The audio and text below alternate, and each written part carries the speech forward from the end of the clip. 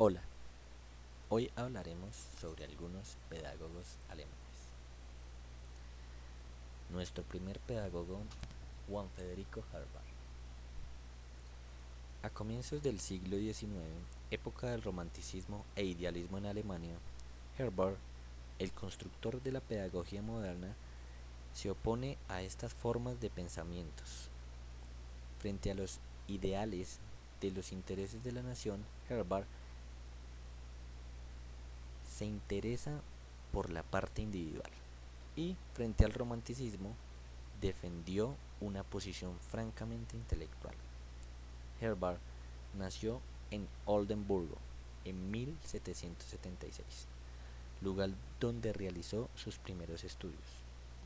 En 1794 a 1797 cursa en la Universidad de Jena, uno de los centros más importantes de filosofía alemana de la época. Su interés por la pedagogía nació en Suiza, donde conoció la obra de Pestalozzi.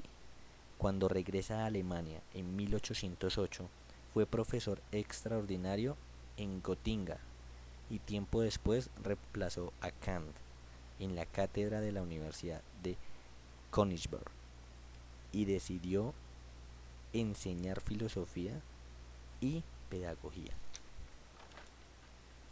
La tesis central del pensamiento de Herbar es que aspira a construir el espíritu del niño por medio de claras y precisas experiencias. Expresa que no hay educación distinta de la instrucción. La disciplina es severa, pero no tanto para insensibilizar al niño. Para que la instrucción sea productiva, se debe producir interés o placer para conocer y comprender una cosa. Herbar concibe 5 ideas morales: libertad interior, perfección, benevolencia, derecho y justicia.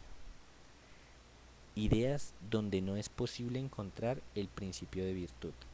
Por tal motivo, finca su propósito en una necesidad estética, pues para Herbar el bien y la belleza son inseparables. Herbar muere a causa de un ataque de apoplejía. Nuestro segundo autor es Immanuel Kant.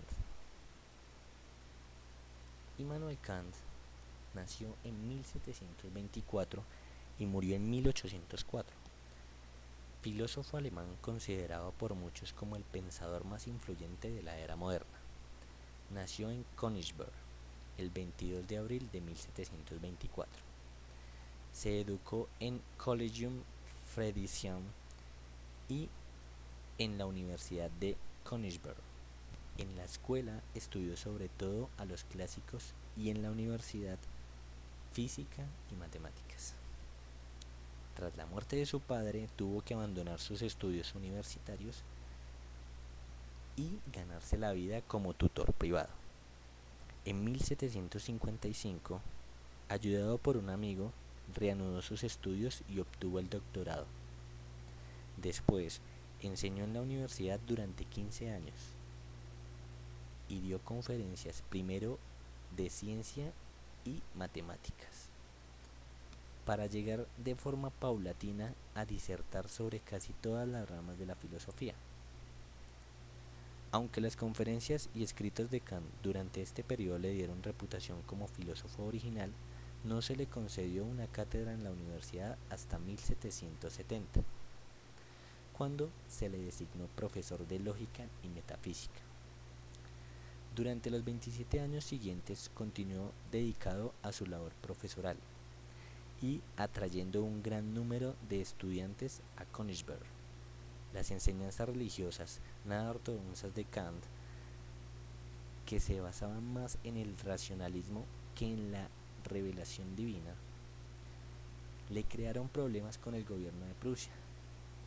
Y en 1792, Federico Guillermo II, rey de esa nación, le prohibió impartir clases o escribir sobre asuntos religiosos. Kant obedeció esta orden durante 5 años hasta la muerte del rey. y entonces se sintió liberado de su obligación. En 1798, ya retirado de la docencia universitaria, publicó un epítome donde se contenía una expresión de sus ideas de materia religiosa. Murió el 12 de febrero de 1804. La filosofía de Kant. La piedra angular de la filosofía de Kant, a veces llamada filosofía crítica, está recogida en su Crítica de la razón pura, de 1781, en la que examinó las bases del conocimiento humano y creó una epistemología individual. Al igual que los primeros filósofos, Kant diferenciaba los modos de pensar en proposiciones analíticas y sintéticas. Nuestro siguiente autor es Edward Spranger. Nació en Grossy Schaffalde el 27 de junio de 1882.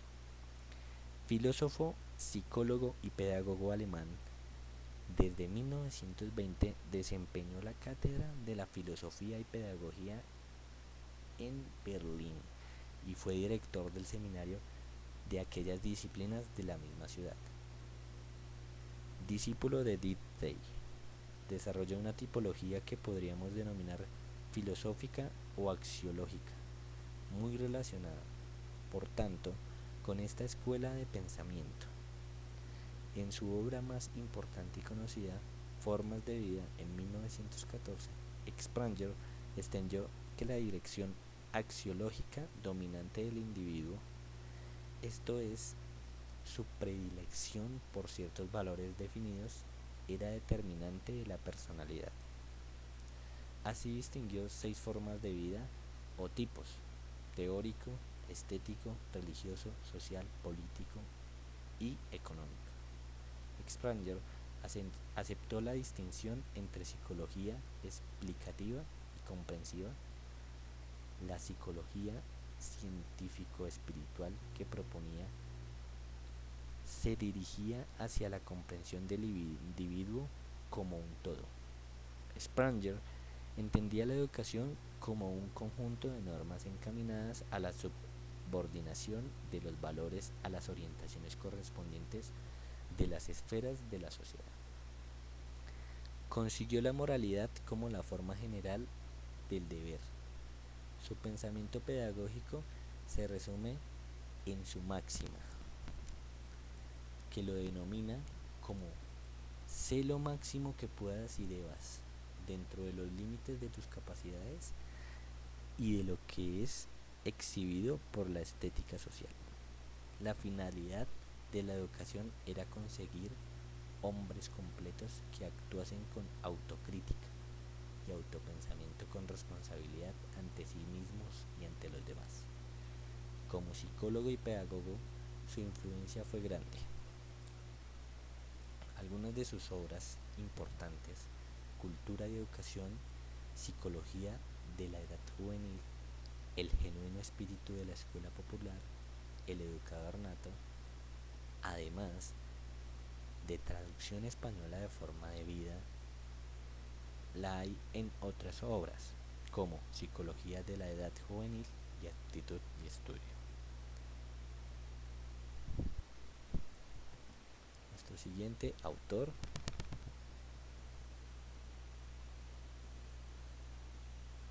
es Dietrich Benner. El escritor alemán Dietrich Benner nació en la región del Ruhr el 23 de abril de 1940, pero su madre decidió enviarlo a Suiza para varias temporadas para protegerlo del ambiente bélico. Durante este tiempo, este tercer descendiente de esa pareja, vinculada al hábito educativo, fue criado por unos campesinos pertenecientes a la secta de los menonitas, que no lo enviaron a la escuela.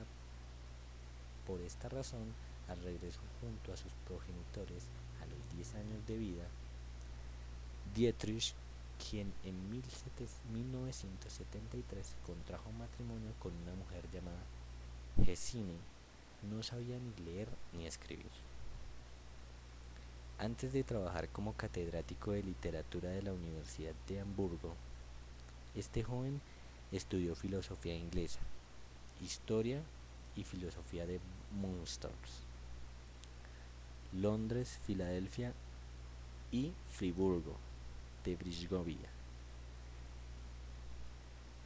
Una de sus obras, El Campus, novela que batió récords de ventas, hasta tuvo su correspondiente versión cinematográfica, y La Cultura, todo lo que hay que saber, material que llegó a vender más de 1 millón de ejemplares solo en Alemania. Son dos obras de Benner. Construyó en base a su experiencia como docente, una actividad que le permitió descubrir la profunda ignorancia que experimentaba la mayor parte de los estudiantes, pero que tuvo que abandonar de forma temprana porque algunos problemas de salud lo afectaron. El 17 de diciembre del 2004, el también creador del Círculo, el Síndrome, Shylock y Hombres, examen de una especie, entre otras propuestas literarias, fue encontrado muerto en el despacho de su casa, en un pueblo de la Selva Negra al sur de la superficie alemana.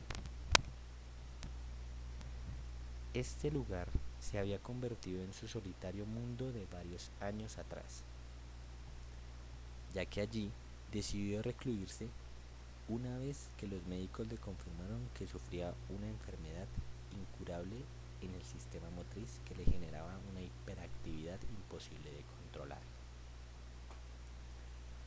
Nuestro siguiente autor, Johann Gottlieb, nació el 19 de mayo de 1762 en Ramenau, Sajonia, Alemania. Consiguió la cátedra de filosofía en 1793, gracias a su obra Ensayo de una crítica de toda revelación, en 1792, puesto que dejó en 1799 cuando fue despedido acusado de ateísmo. Tras la invasión napoleónica en Alemania, escribe ensayos nacionalistas. Su sistema filosófico es una síntesis entre el monismo-naturalismo de la metafísica de Baruch Spinoza y el imperativo categórico de Immanuel Kant. Continuó escribiendo e impartiendo clases y en 1805 consiguió la cátedra de filosofía de Erlangen. En 1810 comenzó a ejercer como el primer rector de la Universidad de Berlín. Sus obras más destacadas son Introducción a la vida feliz, La doctrina de las costumbres, Crítica de toda revelación. Sobre el concepto de la teoría de la ciencia o de la llamada filosofía, el sistema de la moral según los principios de la teoría y de la ciencia, y el destino del hombre. Johann Gottlieb falleció en Berlín el 29 de enero de 1814. Algunas obras importantes: el ensayo de una crítica de toda revelación, Fundamento de doctrina de la ciencia, algunas lecciones sobre el destino del sabio, Fundamento del derecho natural, Sistema de la doctrina natural, las características de la edad actual, El camino hacia la vida bendita, Discursos de la nación alemana, Disertación sobre la época contemporánea. Y finalmente, Dietrich Wilhelm, filósofo alemán que estudió teología en Heidelberg y ocupó la cátedra de filosofía en la Universidad de Berlín entre 1882 y 1905. Intentó fundar el Estatuto de las Ciencias del Espíritu frente a las ciencias de la naturaleza al considerar que los métodos que están planteados son incapables a los campos como la historia, el derecho o el arte. Las ciencias humanas deben tender a comprender los fenómenos objeto de un estudio, lo cual significa que deben partir siempre de la realidad histórica en que tienen lugar. Implica inevitablemente la propia experiencia personal del investigador. Sus estudios están en la base hermenéutica, filosófica posterior, y quedan reflejados en obras como Introducción a las Ciencias del Espíritu y El origen de la hermenéutica.